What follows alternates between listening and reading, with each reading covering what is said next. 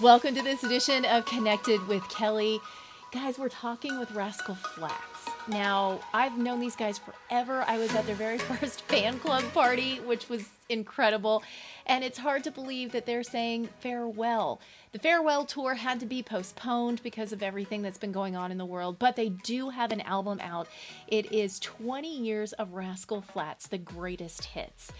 I got a chance to catch up with Jodan, Gary, and Jay to find out what it means to say farewell. It's time to get connected with Rascal Flatts.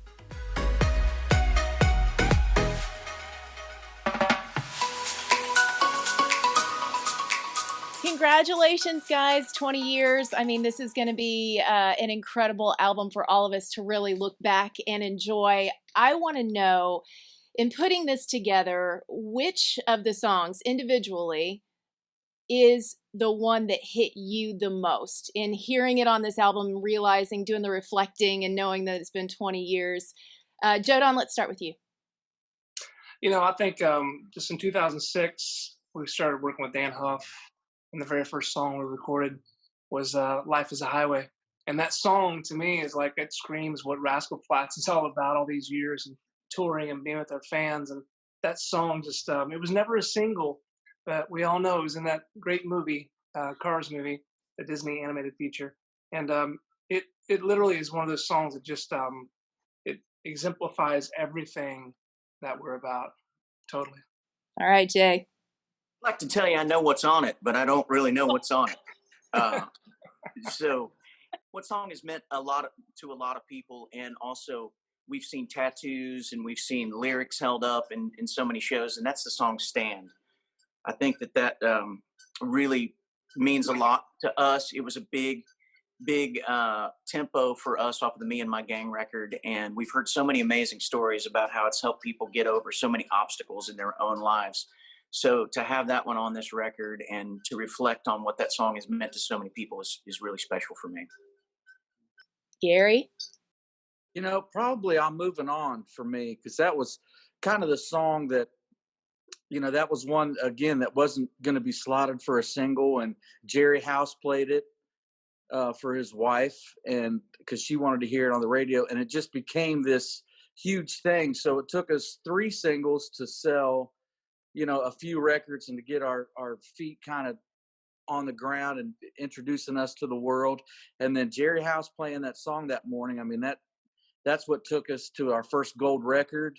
And our first gold record party happened on 9/11, which we had to cancel. And so that just brings back a flood of emotions every time, looking at that song and just remembering where we were when we cut it. And then it became just this, pastors were using it in church, Alcoholics Anonymous, they were using it in AA and the 12-step programs. So this song just became bigger than us. So that's the one that I reflect on and just go, wow, that's the power of music. And we're just fortunate to be the ones to have cut it. Okay, guys, I want to talk about connections and how you got connected here in Music City. I mean, everybody has their own story of the person that helped them, and there has to be one person that brought it all together for you or opened a door for you that otherwise wouldn't have opened. So who's the person that was the strongest connection that got you here? For me, I think it was Mila Mason. Do you remember Mila Mason, the artist? So when I first moved to town, Mila was kind of helping me find songs do a solo record and try to get a deal. So Mila kind of opened the door to introducing us to Mark Bright and Marty Williams, who was our first producer and manager and of Praying for Daylight and all of that.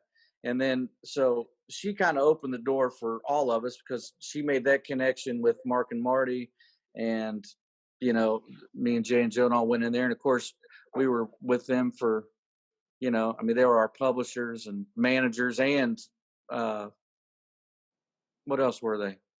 Chefs, did laundry.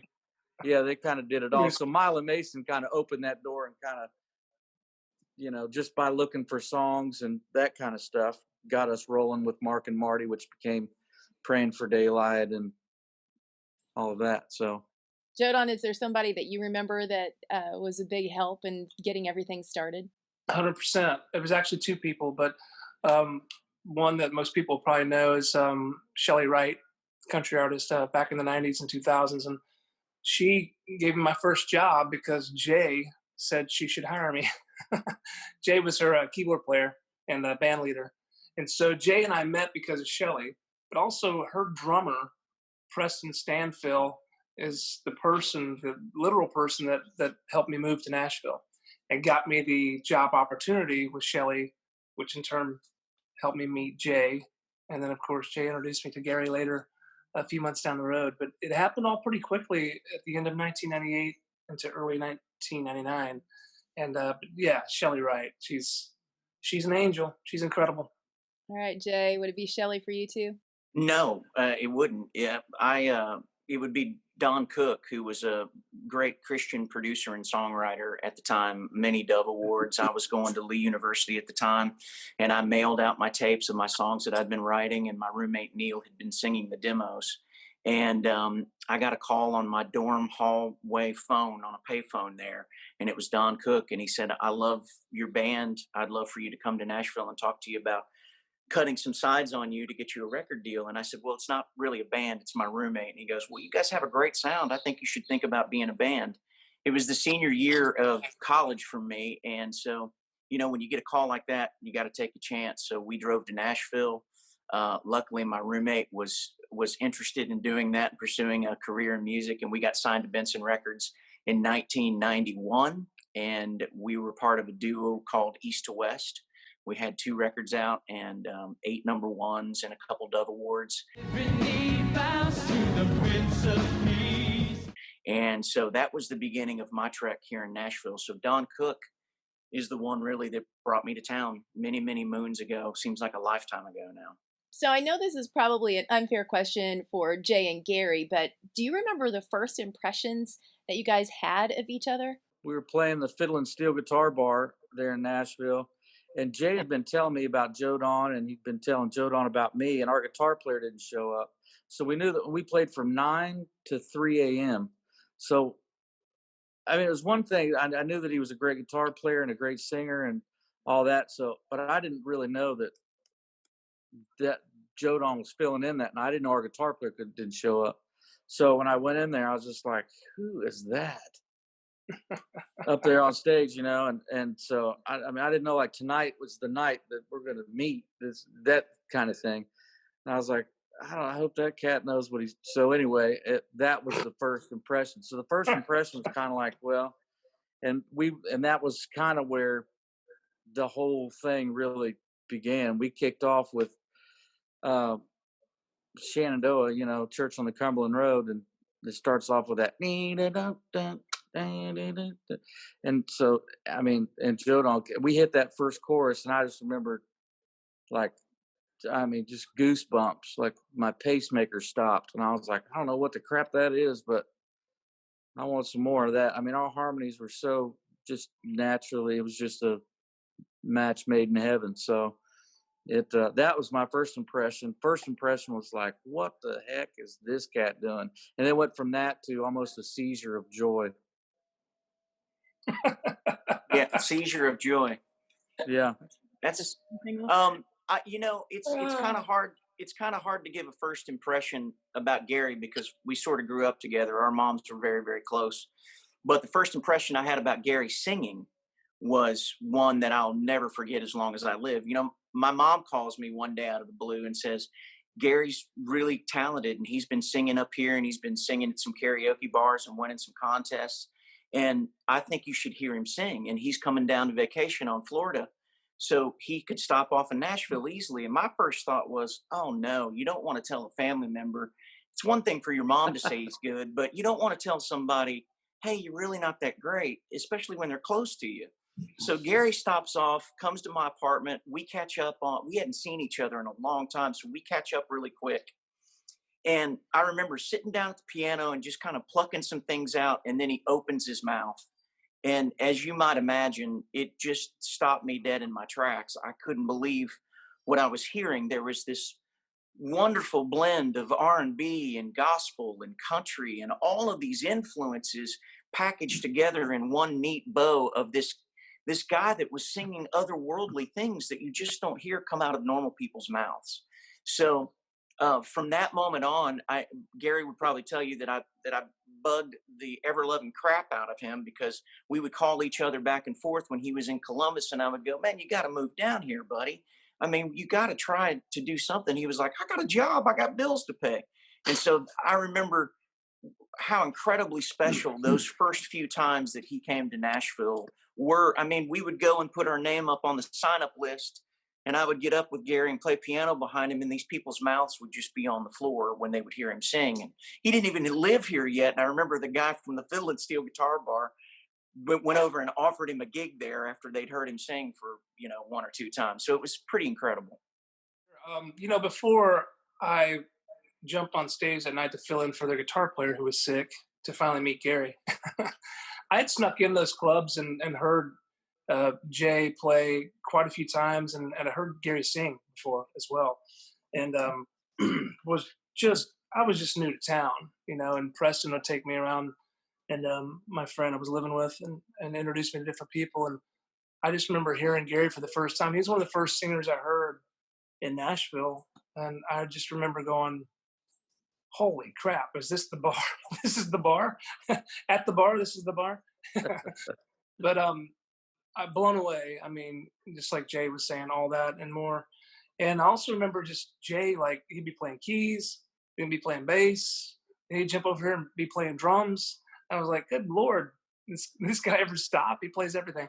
And I was really just overwhelmed by how much talent both of them had, and the other people playing with them as well. Just like Nashville was just like on fire in the late 98, 99 period, with just a lot of clubs just jamming. And there were like 20 groups of people that would get together in different clubs every night and jam. And it was just amazing time.